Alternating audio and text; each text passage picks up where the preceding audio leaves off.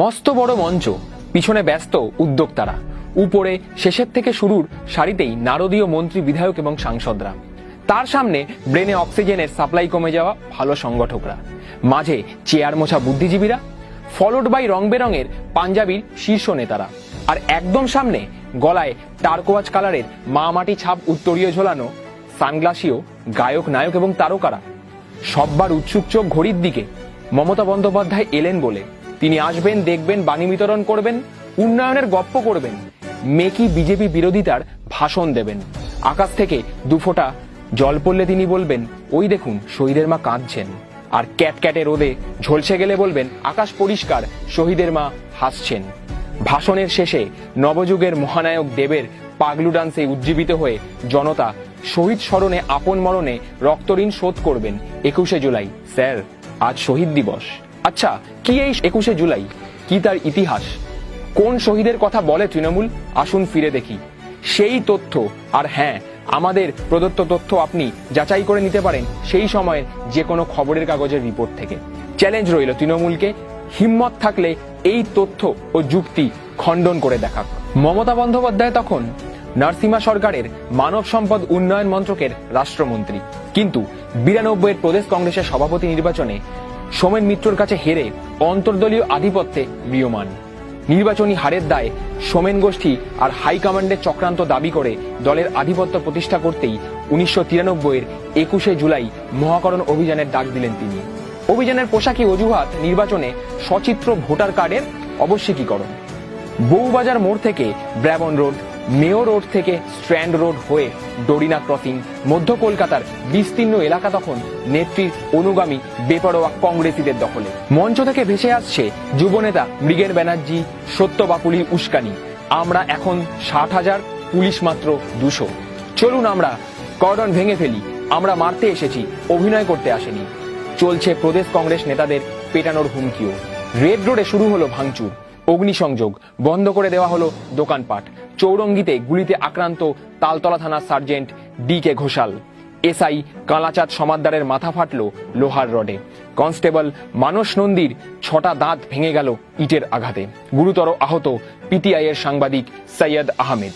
শুধু মেয়র রোডের হামলাকারীদের থেকেই উদ্ধার হলো 2টি গুলি ভর্তি পাইপ গান, ডিসি রিভলভার, 17টি বোমা এবং 6টি তরোয়াল।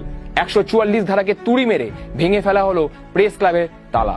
নিউ মার্কেটে চলল লুটপাট, ক্লাব তাঁবুতে হামলা, বাদ গেল না SSKMও।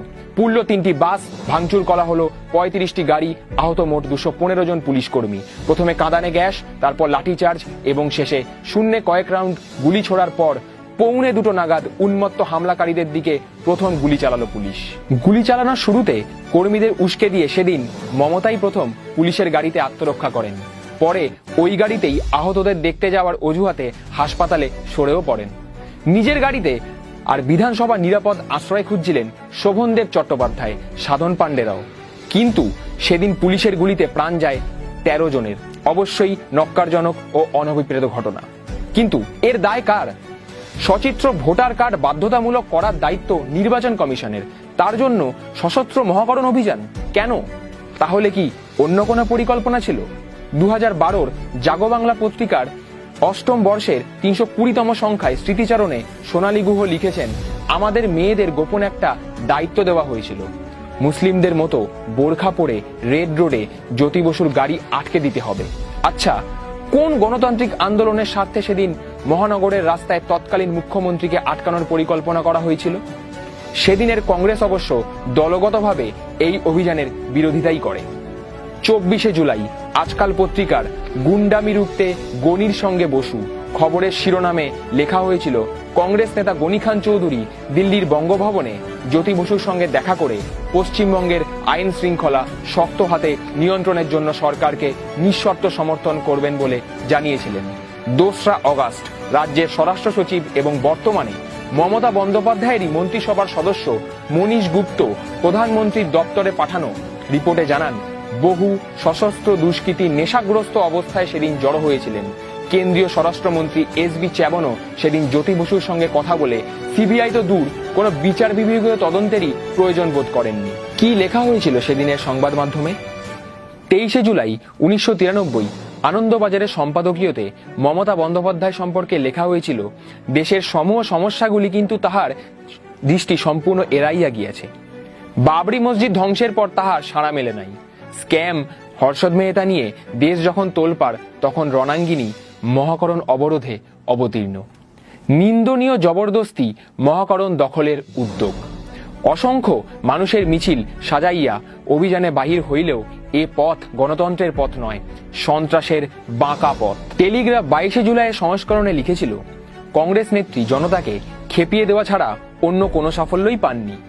বিশৃঙ্খল দলীয় কর্মী ও লুম্পেনদের দ্বারা গঠিত একটি কংগ্রেস সমাবেশকে অহিংস থাকার ব্যাপারে যে ভরসা করা যায় না, এই রাজনৈতিক পরিপক্কতা থাকা উচিত ছিল মমতার। স্থিতিশীলতা ও স্বাভাবিক পরিস্থিতি সম্পর্কে সম্পূর্ণ আগ্রহহীন একজন নেত্রী হিসেবেই কুখ্যাতি অর্জন করেছেন তিনি। স্টেটসম্যান লিখেছিল, যদি দলের মধ্যে নিজেকে জাহির করা নিয়ে মমতার কোনো সমস্যা থেকে থাকে, নির্দোষ নাগরিকদের ওপর তার দায় তিনি কখনোই চাপিয়ে দিতে পারেন না। যার পক্ষে যুক্তি হাজির করা অসম্ভব তা হলো কংগ্রেস দলের যুব শাখার অপরিণত নেতৃত্বের দ্বারা সংগঠিত পূর্ব পরিকল্পিত হিংস্রতা ও রাজ্য কংগ্রেস দলের সম্পূর্ণ অসহায়তা। কিন্তু তাতে কি বলুন, সত্য, যুক্তি আর তথ্যের সঙ্গে মমতা বন্দ্যোপাধ্যায়ের দূরত্ব এই জেমস ওয়েব স্পেসে ধরা পড়ার 1000 কোটি বছর দূরে থাকা গ্যালাক্সি ক্লাস্টারের থেকেও বেশি। তাই ক্ষমতায় এসেই 2011-র 8ই অগাস্ট উড়িষ্যা হাইকোর্টের অবসরপ্রাপ্ত বিচারপতি সুশান্ত চ্যাটার্জির নেতৃত্বে 21শে জুলাই কমিশন গঠন করেন। ডাক পড়ে বুদ্ধদেব ভট্টাচার্য, বিমান বসুর। কিন্তু সেদিনের অভিযানের মুখ্য উদ্যোক্তা মমতা বন্দ্যোপাধ্যায়ের সাক্ষ্য আর কোনো প্রশাসনিক তদন্ত রিপোর্ট ছাড়াই 300 জন সাধারণ মানুষ, 40 জন পুলিশ আধিকারিকের সাক্ষ্যের পর 14ই ডিসেম্বর 700 পাতার রিপোর্ট জমা দেয় সেই কমিশন। সেই রিপোর্টে অবশ্য হারমাদ জ্যোতি বা খুনি বুদ্ধ বা বামফ্রন্টের কোনো নেতা, এমনকি কোনো পুলিশ কর্তাকেই দায়ী খুঁজে পায়নি মমতা বন্দ্যোপাধ্যায়ের কমিশন। বরং কমিশন স্বীকার করে যে ঘটনায় 13তম অজ্ঞাত ব্যক্তির দেহে কোনো গুলির চিহ্ন ছিল না। তার মৃত্যুর কারণ সিরোসিস অফ লিভার। চিকিৎসা বিজ্ঞান বলে যে রোগ হয় অধিক মদ্যপানের জন্য। আসলে নিজের দলের বিরুদ্ধে হিংসাত্মক জেহাদের স্বার্থেই 21শে জুলাই কয়েকটি মৃতদেহ চেয়েছিলেন মমতা বন্দ্যোপাধ্যায়, যাদের সব মারিয়েই আজ তারই ক্ষমতায়ন। যে কোনো মৃত্যুই দুঃখের, কিন্তু অধিক মদ্যপানে কিংবা মহাকরণে সশস্ত্র আক্রমণকারী উন্মত্ত দুষ্কৃতীরা আর যাই হোক শহীদ হতে পারেন না। আর যাই হোক 21শে জুলাইকে অমর 21শে দাগিয়ে ধর্মতলা মোড় থেকে গোটা কলকাতা শহরকে 5 তলা ফ্লেক্সে মুড়ে ফেলা যায় না, কারণ এই অমর 21-এর ইতিহাসে বাঙালির চেতনা সত্তা সংগ্রামের রক্তাক্ত স্মৃতি অমলিন হয়ে থেকে গেছে। আব্দুল বরকত, আব্দুল জব্বারদের ভাষা আন্দোলনের সঙ্গে যে 21শে জুলাই শহীদ স্মরণের তৃণমূলী ক্যামোফ্লেজকে গুলিয়ে ফেলা যায় না, তা ভুলে গেছেন বাংলার মেয়ে। আপন মরণে সবার রক্ত ঋণ শোধ করা যায় না। যদি ঋণ শোধ করতেই হয়, তাহলে হোক একটা শহীদের সাচ্চা হিসেব নিকেশ, হোক সেটা ইতিহাসের পাতা থেকেই। যে ইতিহাস আত্মবলিদানের, যে ইতিহাসের পাতা বরুণ বিশ্বাস, বাদল আহির আর সুদীপ্ত গুপ্তদের রক্তে ভেজা, শালকু সোরেন, অজিত লোহার, প্রদীপ্তা, মইদুল মিদ্দার রক্তে ভেজা, আনিস খানের রক্তে ভেজা। কারণ সব মৃত্যুতে অহংকার থাকে না, সব লাশ কথা বলে না, সব মরণও সমান হয় না।